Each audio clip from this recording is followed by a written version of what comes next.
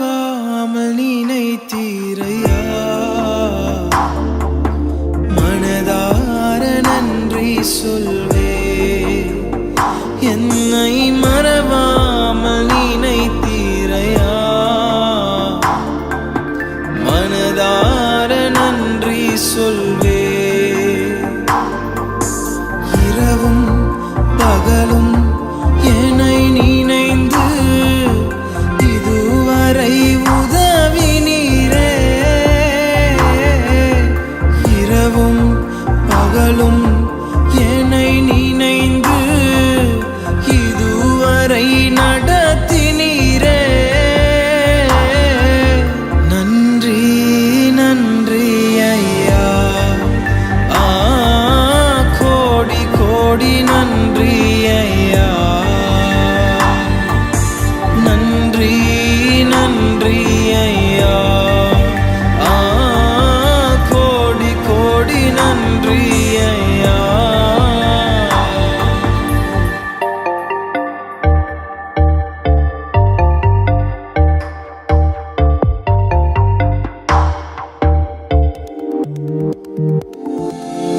Ebenezer நீர்தானையா, இதுவரை உதவினீரே. Ebenezer நீர்தானையா, இதுவரை உதவினீரே. எல்ரோய் எல்ரோய் என்னையும் கண்டீரே. எப்படி நான் நன்றி சொல்வேன்.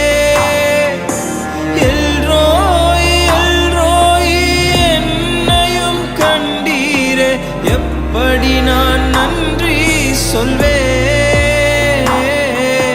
நன்றி நன்றி ஐயா,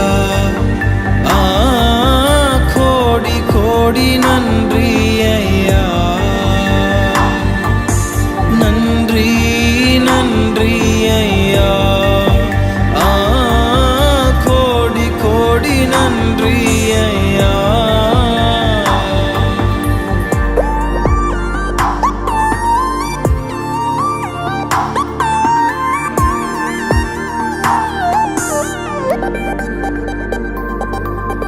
தடைகளை உடைத்தீரையா, தள்ளாட விடவில்லையே. தடைகளை உடைத்தீரையா, தள்ளாட விடவில்லையே. சோர்ந்து போன நேரமெல்லாம் தூக்கி என்னை சுமந்து வாக்கு தந்து தேற்றினீரே. சோர்ந்து போன நேரமெல்லாம் தூக்கி என்னை சுமந்து வாக்கு தந்து தேற்றினீரே. நன்றி நன்றி ஐயா, கோடி கோடி நன்றி ஐயா. நன்றி நன்றி ஐயா, கோடி கோடி நன்றி ஐயா. மறவாமல் நினைத்தீரையா, மனதார நன்றி சொல்வே. என்னை மறவாமல் நினைத்தீரையா.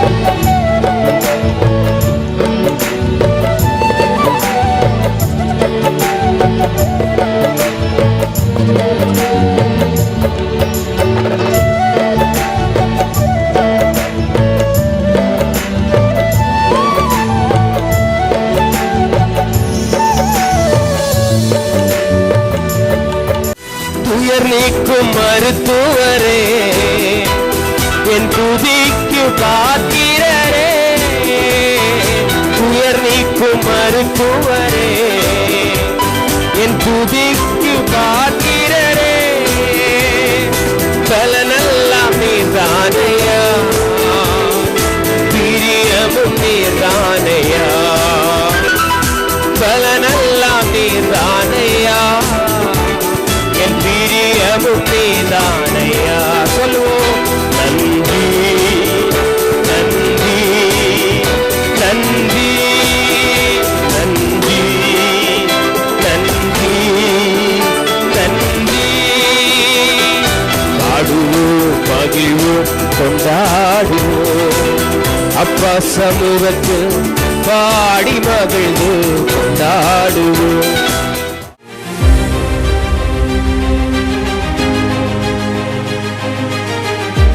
சிறியவனின் பொழுதிலிருந்தும் எளியவனின் குப்பையிலிருந்தும் எடுத்து உயர்த்தி ராஜாக்களோடும் பிரபுக்களோடும் பந்தியிருக்க செய்கிற அருமை ஆண்டவர் இயேசு கிறிஸ்துவின் இனிதான நாமத்தினாலே இந்த சத்தத்தை கேட்கின்ற அனைத்து தேவனுடைய பிள்ளைகளுக்கும் என்னுடைய அன்பான வாழ்த்துகள். நீங்கள் கோடா கோடியாய் பெருகுவீர்களாக, உங்களுடைய பிள்ளைகள் கோடா கோடியாய் பெருகுவார்களாக என்று வாழ்த்துகிறேன். பிரியத்துக்குரியவர்கள், இந்த வாரம் சனிக்கிழமை கர்த்தர் சித்தமானால் நாசரை தேவனுடைய மாளிகையில் வைத்து நம்முடைய விடுதலையின் கூட்டம் நடைபெறும். கணக்கற்ற ஜனங்கள் அங்கே மாதந்தோறும் வந்து பங்கேற்று விடுதலை பெற்று செல்கிறார்கள். இந்த கூட்டத்தின் சிறப்பம்சமே அது முடிஞ்ச உடனே 1 மணிக்கு எல்லாருக்கும் தனித்தனியாக ஜெபிக்கப்படும். அந்த நேரத்தில் கர்த்தர் அநேக அற்புதங்களை அடையாளங்களை செய்து வருகிறார். சாசுகளையும் வியாதிகளையும் துரத்தி வருகிறார். திருக்கு தரிசனமாக அநேக காரியங்களை உரைக்கிறார். நீங்கள் எப்படியாவது இந்த சந்தர்ப்பத்தை பயன்படுத்தி கொள்ள வேண்டும் என்று உங்களை அன்போடு நான் கேட்டுக்கொள்கிறேன். உங்களுக்கு சிறப்பான விருந்தும் கூட ஆயத்தமாக இருக்கிறது. அது மாத்திரமல்ல, பிரியத்துக்குரிய அடைக்கலான் குறுகிய முதியோர்களும் உங்களுக்காக காத்திருக்கிறது. 2 கரம் நீட்டி அழைக்கின்றது. ஆவிக்குரிய முதியோர்களும் வேண்டாமா? தினந்தோறும் அங்கே ஜெபங்கள் நடக்கின்றது. நீங்கள் தாராளமாய் வந்து பங்கேற்கலாம். இறுதி நேரத்தில் இருக்கிறோம். பேவர் பிளாக் ரோடு போடுறது. நீங்கள் அதுக்காக ஜெபித்து கொள்ளுங்கள். அது நல்லபடியாக முடிந்து அங்கே இருப்பவர்களுக்கு அது பிரயோஜனமாக இருக்க வேண்டும் என்று நான் நினைக்கின்றோம். ஆண்டவர் கட்டுமான பணிகளை செய்வதற்கு தேவையான பலனை நம்முடைய கைகளுக்கு கொடுப்பாராக. பிரித்துக்குரியவர்களை, இந்த நாளிலும் நம்முடைய பிரயோஜனத்திற்காக மார்க்கு 10வது அதிகாரம் 46வது வசனம் முதல். பின்பு அவர்கள் எரியோவுக்கு வந்தார்கள். அவரும் அவருடைய சீஸ்தர்களும் திரளான ஜனங்களும் எரிகோ விட்டு புறப்படுகிற பொழுது திமேயின் மகனாகிய பர்த்திமே என்கிற ஒரு குருடன் வழியருகே உட்கார்ந்து பிச்சை கேட்டுக் கொண்டிருந்தார்.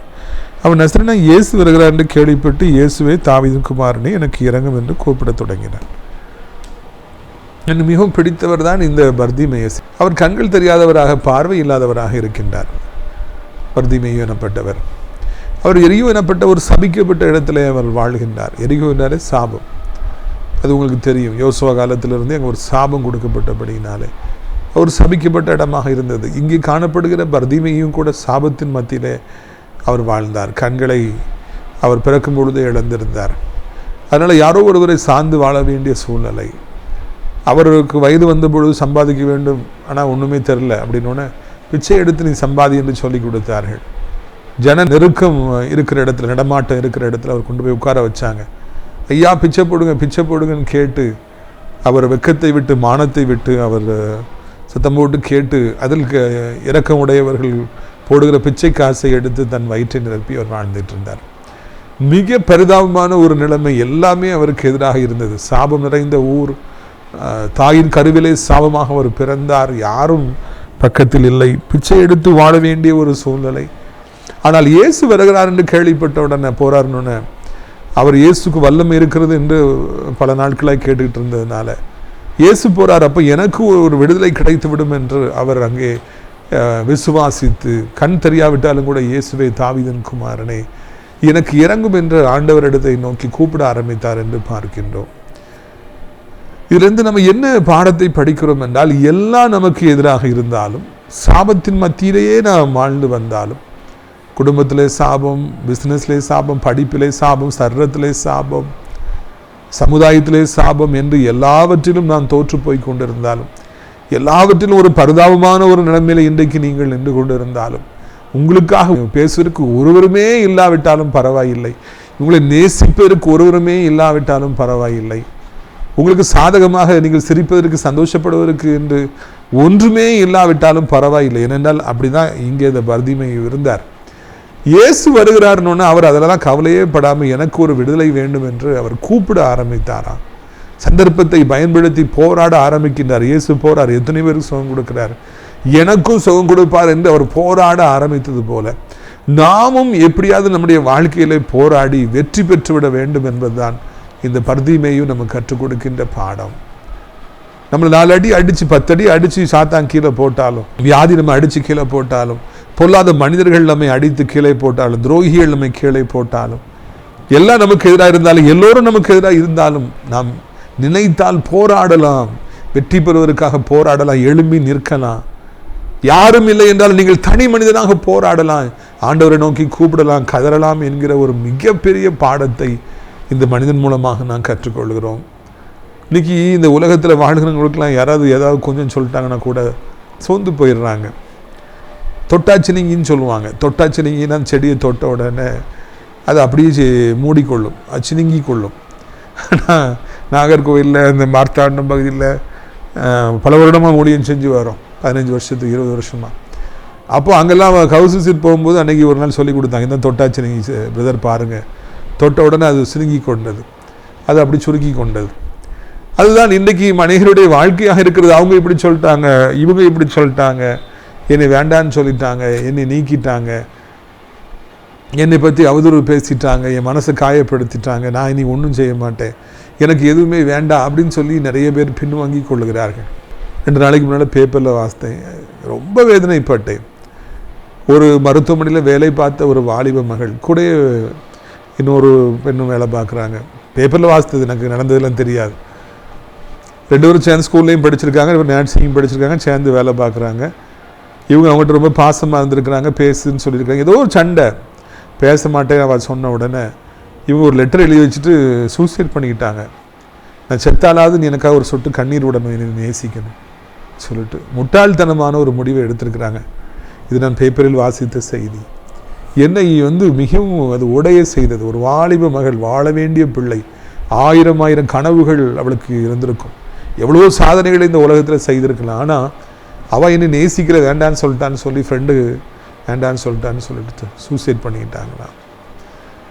அப்படிலாம் பார்த்தா உலகத்தில் எல்லாருமே சூசைட் பண்ண வேண்டியதுதான். என்ன கதை இது? குடும்பத்தில் எவ்வளோ வருத்தப்பட்டிருப்பாங்க, வேதனைப்பட்டிருப்பாங்க.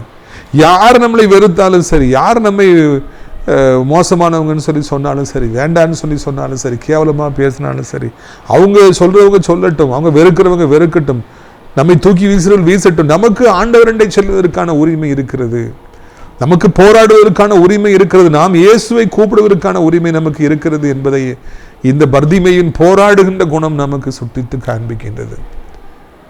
நம்பிக்கையை விட்டுறாதீங்க, பயப்படாதீங்க. அவங்க இப்படி சொல்கிறாங்க, இவங்க அவங்க சொல்கிறதெல்லாம் மூளைக்குள்ள விடாதீங்க. நீங்கள் போராடுவதில் குறியாக இருங்க. இயேசு போராடணுன்னு இயேசுவை தாவீதின் குமாரனை எனக்கு இறங்குன்னு சொல்லி அவரை நோக்கி இவர் கூப்பிட ஆரம்பிச்சது மாதிரி நாமும் இடைவிடாது கூப்பிடுவோம். அதிகாலமே எழும்பி கூப்பிடுவோம், ட்ராவல் பண்ணும்போது கூப்பிடுவோம், சாயந்தரம் வீட்டுக்கு வந்துட்டு வேலை பார்த்துட்டு வீட்டுக்கு வந்துட்டு நான் கூப்பிடுவோம், காலையில் வாக்கிங் போயிட்டு வந்துட்டு இயேசுவே இயேசுவே என்று கூப்பிடுவோம். இல்லைன்னா அதுக்கு முன்னூட்டி அதிகாலமே எழும்பி கூப்பிடுவோம். மக்கள் நம்மை ஏற்றுக்கொண்டால் என்ன, ஏற்றுக்கொள்ளாவிட்டால் இயேசு ஏற்றுக்கொள்வார். இயேசு நமக்கு நிச்சயமாக மனம் இறங்குவார் என்பதுதான் இந்த நாளிலே ஆண்டவர் நமக்கு கற்றுக் கொடுக்கின்ற வெளியேற பெற்ற பாடம். அநேக நேரங்களில் நான் சொல்வது என்னென்னா, பைபிள் உள்ள கேரக்டர் மாத்திரம் இல்லை, நம்ம டெய்லி லைஃப்பில் சந்திக்கிறவங்கெல்லாம் ஒரு சிலர் எப்படி வாழ வேண்டும் என்று சொல்லி கொடுக்குறாங்க, சிலர் எப்படி வாழக்கூடாது என்று சொல்லி கொடுக்குறாங்க. நிறைய பேர் எப்படி வாழக்கூடாது, இப்படிலாம் இருக்கக்கூடாது என்பதை நம்ம கற்றுக் கொடுக்குறாங்க. பர்திமை இப்படி தான் இருக்கணுங்கிறது கற்றுக் கொடுக்குறார். போராடுங்க, ஆண்டவரை நோக்கி கூப்பிடுங்க. ஒருத்தர் உங்களுக்கு துணை செய்யணுங்கிற அவசியம் இல்லை, நீங்கள் ஆண்டவரை கூப்பிடுங்க. யார் சப்போர்ட் இல்லாட்டாலும் பரவாயில்லைன்னு அவர் சொல்லி கொடுக்குறார். அங்கே என்ன ஆகுது பாருங்க, 48. அவன் பேசாதிருக்கும்படி அநேகர் அவனை அதட்டினார்கள். அவனோ தாவீதின் குமாரனை எனக்கு இறங்கும் என்று முன்னிலும் அதிகமாக கூப்பிட்டார். எல்லாரும் உடனே அதட்டினாங்களாம். உதவிதான் செய்யலை, உபத்திரமாவது செய்யாமல் இருங்களேன். குருடா நீ அமைதியாக கடை, உனக்கு என்ன, நாங்களே இன்னும் அவரை பார்க்க முடியல, உனக்கு என்ன, சத்தம் போடாத, அமைதியாக கடைன்னு சொல்லி அதட்டினாங்களாம். இந்த உலகம் கொஞ்சம் கூட இரக்கம் காராட்டவில்லை. பாவம், கண்ணு தெரியாதவங்க கூப்பிட்டு சுகம் பெற்றுக்கொள்ளட்டுமே அப்படின்னு அவங்க நினைக்கல. அவங்க கேவலமாக பேசுகிறாங்க, அதட்டுறாங்க, அமைதியாருன்னு சொல்லி சொல்கிறாங்க. இந்த உலகம் அப்படி தான் இருக்கும். நம்ம ஒரு சின்ன அளவில் முன்னேற்றம் அடைஞ்சிட்டா கூட அது நம்மளை அதட்டும், சத்தம் போட்டு, நீ எப்படி முன்னேறுறது, நீ எப்படி பெரிய ஆளாகிறது, உடனே கேவலமாக பேசும், உடனே கொட்டி விடும், பாம்பை போல கொட்டும். நம்ம மனது வேதனைப்படுத்தி எப்படியாவது இவனை பின்வாங்க செய்துவிட வேண்டும் என்று சொல்லி நினைக்கும். சிறிதளவு நாம் முன்னேற்றம் அடைந்து விட்டால் கூட, இல்லைன்னா நம்ம வெற்றி பெற்று விடுவோம் என்று அவர்கள் நினைத்தால் கூட ஓடி அடிப்பாங்க, நீ சத்தம் போடாதுன்னு சொல்லுவாங்க. ஆனால் அவர் அவர் நல்ல பதில் வச்சிருந்தார். இவங்க அப்படி சொல்ல சொல்ல இன்னும் அதிகமாக அவர் கூப்பிட்டாராம். சத்தம் போடாது அவங்க சொல்ல சொல்ல இன்னும் அதிகமாக சத்தம் போட்டாராம். என்ன ஒரு பாராட்டப்பட வேண்டிய ஒரு குணாதிசயம் இந்த மனிதனிடத்தில் இருந்தது. அதெல்லாம் கண்டுகிடவே இல்லை. எதுக்கு அதிகரிக்க இன்னும் அதிகமாக அவர் கூப்பிட்டாரா. இந்த குணத்தை நான் மிகவும் பாராட்டுகின்றேன், இந்த குணத்தை மிகவும் ரசிக்கின்றேன். இந்த மாதிரி ஒரு குணம் எனக்கும் வேண்டும் என்று சொல்லி நான் ஆசைப்படுகிறேன். அனைத்து கிறிஸ்தவர்களுக்கும், அனைத்து விசுவாச பிள்ளைகளுக்கும் வேண்டும். எதிர்ப்புகள் வரதான், நம்மளை கேவலமாய் பேசத்தான் இன்னும் அதிகமாக நாம் ஆண்டவரை கூப்பிட வேண்டும். அதைத்தான் இந்த மனிதன் நமக்கு கற்றுக் கொடுக்கின்றார். எதிர்ப்புகள் இல்லாதபடிக்கு வாழ்க்கை இல்லை என்பதை முதலாவது புரிந்து கொள்ளுங்கள். நீங்கள் என்ன படிப்பு படித்தாலும், என்ன வேலைக்கு சென்றாலும், என்ன பிசினஸை செய்தாலும் எதிர்ப்பு வராது என்று நினைக்காதிருங்கள், கனவு காணாதிருங்கள். வரத்தான் செய்யும். ஊழியத்துக்கு வந்தீங்கன்னா எதிர்ப்புகள் வரத்தான் செய்யும். வரக்கூடாது நினைக்கிறது சரியான சிறு பிள்ளைத்தனம் என்பதை மறந்துடாதீங்க. வரட்டும். எவ்வளவுக்கு எவ்வளவு எதிர்ப்பு வருகிறதோ அவ்வளவுக்கு அதிகமாக நாம் போராடுவோம், ஆண்டவரை கூப்பிடுவோம், ஆண்டவருக்காக நாம் காத்திருப்போம். இந்த நாளில் நெகேமியாவை குறித்து நான் தியானித்தேன். அவர் அதை அலங்கத்தை கட்டுறார், ஒரு சில நாட்களில் கட்டிடுறார். ஆனால் அதுக்கு மத்தியில் எவ்வளவு எதிர்ப்புகள், அவரை கீழே தள்ளிவிட வேண்டும் என்று, அந்த நல்ல வேலையை நிறுத்திவிட வேண்டும் என்று சொல்லி எவ்வளவு போராடினாங்க. கையில் ஈட்டியை பிடிச்சிக்கிட்டே அவங்க வேலை செய்கிறாங்க. சாமக்காரில் நிப்பாட்டி, நைட்லாம் நிப்பாட்டி வேலை செய்கிறாங்க. அதிகாலமே காவல் காக்கிறதுக்கு ஒரு சில நிப்பாட்டி வேலை செய்கிறாங்க. போராடுறாங்க. போராடி தான் நெகேமியா அலங்கத்தை கட்டினார். அவரை எப்படியாவது அந்த நல்ல பணியிலிருந்து அவரை நிறுத்திவிட வேண்டும். அஸ்திரவே இல்லை. நெகேமியா போராடி அலங்கத்தை கட்டினார். இடிந்து கிடந்த அலங்கத்தை கெட்ட நெகேமியாவை அனுமதிக்காத மக்கள் நம்மையும் கூட அனுமதிப்பார்களோ? நாம் ஊழியத்தை கெட்ட நினைக்கின்ற பொழுது, நாம் நம்முடைய வீட்டை கெட்ட நினைக்கின்ற பொழுது, நாம் பிசினஸை கெட்ட வேண்டும் என்று நினைக்கிற பொழுது, நன்மதிப்பை மக்கள் மத்தியில் கெட்ட வேண்டும் என்று நினைக்கிற பொழுது, அதை எப்படியாவது தள்ளி விட்டு விட வேண்டும் என்று நினைக்கிற தொபையாக்கள் இன்னும் சன்பலாத்துகள் நிச்சயமாக எழும்புவார்கள் என்பதை மறந்து விடாதிருங்கள். நெகேமியா அதெல்லாம் மீறி, எல்லாத்தையும் மீறி அவர் அழகாக அதை கெட்டி முடித்தார், அலங்கத்தை கெட்டி முடித்தார். இங்கே இவர்கள் எல்லாம் சத்தம் போட்டாலும் அங்கே அழகாக அவர் சத்தம் போடுறார், இன்னும் அதிகமாக சத்தம் போடுறார். எத்தனை ஆயிரக்கணக்கான மக்கள் இருந்தாலும் அதையெல்லாம் தாண்டி அவர் சத்தம் போடுறார். ஏன்னா அவரால் சத்தம் போட மட்டும்தான் முடியும். அவருக்கு துணையாக அங்கே யாருமே இல்லை, ரெக்கமெண்டேஷனுக்கு யாருமே இல்லை. It's nobody for this blind man. அதனால் நான் தான் என் வாழ்க்கையில் பெற்றுக்கொள்ளணும்னு சொல்லிட்டு மிக அதிகமாக அவர் சத்தத்தை எழுப்பினார் என்று நாம் காண்கிறோம். அதெல்லாம் மன உறுதி வேண்டும். மன உறுதி இருந்தால்தான் அப்படியெல்லாம் செய்ய முடியும். நான் பாதியில் தோற்று ஓடி போவதற்காக ஆண்டவர் நம்மை அழைக்கவில்லை. இந்த ஊழியத்தை பாதியில் விட்டு போவதற்காக ஆண்டவர் நம்மை அழைக்கவில்லை. ஆண்டவருக்காக கடைசி மட்டும் நிற்பதற்காகவே தேவன் நம்மை அழைத்திருக்கிறார். வெற்றி வேண்டுமென்றால் போராடுங்கள், உயர்வு வேண்டுமென்றால் போராடுங்கள், ஆசீர்வாதங்கள் வேண்டுமென்றால் போராடுங்கள். இவர் போராடணும்னு என்ன ஆகுது பார்த்துங்க. இயேசு நின்று அவனை அழைத்து வர சொன்னார். அவர்கள் அந்த மனிதனை அழைத்து, திறன்கோள் எழுந்துட்டு அவர் உன்னை அழைக்கிறார் என்றார்கள். உனக்கிட்ட போனவனே சொல்றார், நான் உனக்கு என்ன செய்ய வேண்டும் என்று இருக்கிறான் என்றார். அதுக்கு அந்த குருடன், ஆண்டவரை நான் பார்வையடைய வேண்டும் என்றார். உடனே ஆண்டவர் இயேசு நிற்கிறார். யாருப்பா இவ்வளோ சத்தம் போடுறது? அங்கே ஒருத்தர் சத்தம் போடுறாரு. சரி, அவரை வர சொல்லுங்க. யார் அவரை சத்தம் போடாதுன்னு சொன்னா அதே ஆட்களே வாப்பா வா, போதகர் உன்னை அழைக்கிறான்னு சொல்லி கூட்டு வராங்க. என்ன ஒரு மாற்றம்! இதுதான் அதிசய மாற்றம். உடனே ஏசப்பட்ட வாரார். வந்த உடனே சந்தோஷம் தாங்க முடியல. பர்திமேயுக்கு அப்படி நிற்கிறாரு. என்னப்பா உனக்கு என்ன வேணும் அப்படின்னு சொல்லி இயேசு கேட்குறாரு. நான் பார்வை அடையணும், எனக்கு கண்ணு தெரியணும், நான் நல்லா பார்க்கணும், நானாக வாழணும், நான் யாரையும் சார்ந்திருந்து வாழ வேண்டாம், நான் குருடனாக இருக்க வேண்டாம், இருட்டுக்குள்ளே இருக்க வேண்டாம். இருந்த ஆசையை ஆண்டவரிடத்துல சொன்னாரா? நீங்களும் கூட ஒவ்வொரு நாளும் உங்கள் ஆசையை ஆண்டவர்கிட்ட சொல்கிறீங்களா?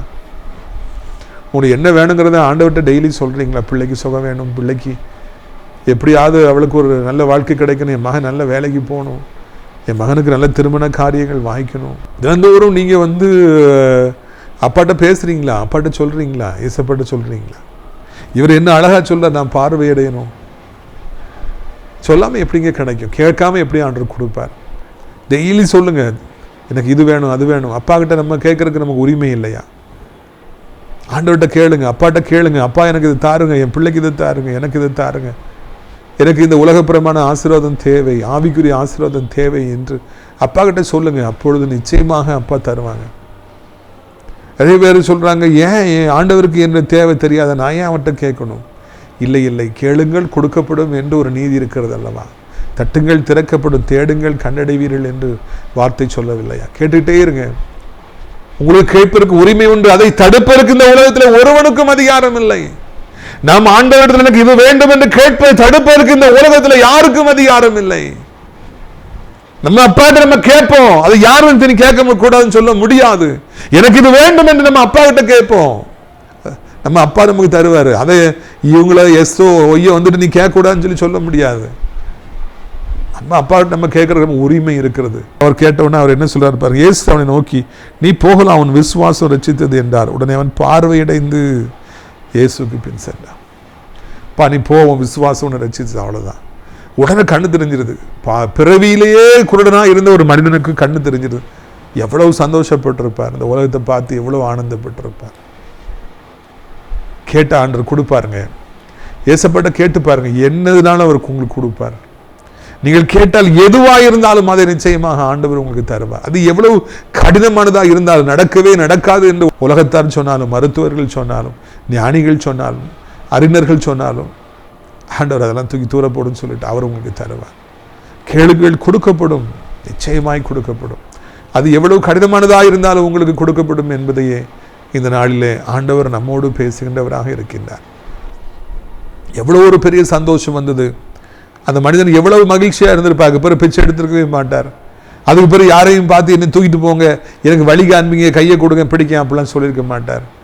அவர் மகிழ்ச்சியான ஒரு வாழ்க்கையை வாழ்ந்திருப்பார். ஏசப்பாவுக்கு சாட்சியாக இருந்திருப்பார். உங்களுக்கும் அவர் அப்படியே செய்வார். உங்களையும் கூட அவர் அப்படியே ஆசீர்வதிப்பார். பிரித்துக்குரியவர்களை, உங்களுடைய ஆசீர்வாதத்துக்கு ஜெபிக்க விரும்புகிற கண்களை மூடுவீர்களா?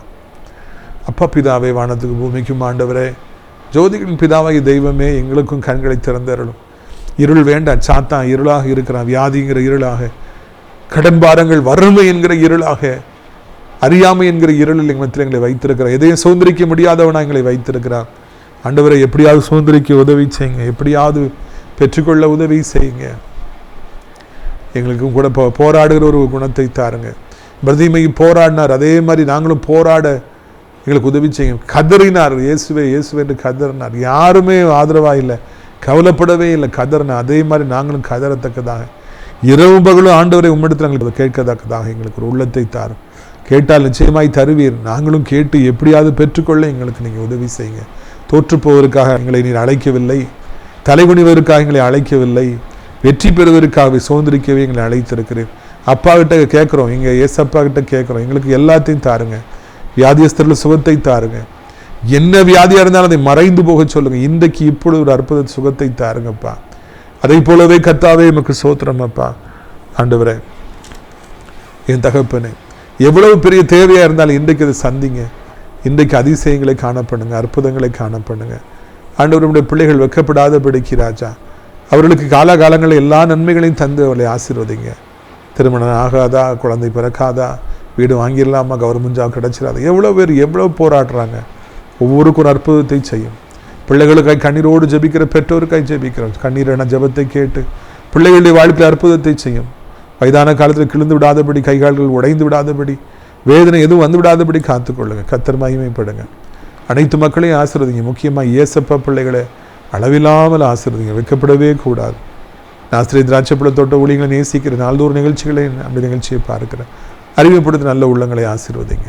அதே போல ஆண்டவரத்தில் அடைக்கலான் குறுகி முதியோர் சேர இடங்கள் உண்டு, அநேகரை அழைத்து கொண்டு வாருங்க. நம்முடைய நிகழ்ச்சியை பார்த்த பிள்ளைகள் ஒவ்வொருவரும் இன்று மேற்கொண்டு ஆசீர்வதிங்க. மகிமைப்படுங்க. இயேசுவின் மூலம் ஜெபிக்கிறோம் பிதாவே. என் ஆத்துமாவை கர்த்தரை சோத்திரி, என் முழு உள்ளமே அவருடைய பரிசுத்த நாமத்தை சோத்திரி. என் ஆத்துமாவை கர்த்தரை சோத்திரி, அவர் செய்த சகல உபகாரங்களை ஒருபொழுதும் மறவாதே. இந்த கர்த்தராகிய இயேசு கிறிஸ்துவின் கிருபையும் பிதாவாகிய தேவனுடைய அன்பு பரிசுத்தாவினுடைய அந்யோன்யம் இல்லாத பிரசன்னம் உங்கள் அனைவரோடு இன்றைக்கு சதா காலங்களில் நிலைத்திருப்பதா. அல்லேலூயா, அல்லேலூயா. God bless you. Amen.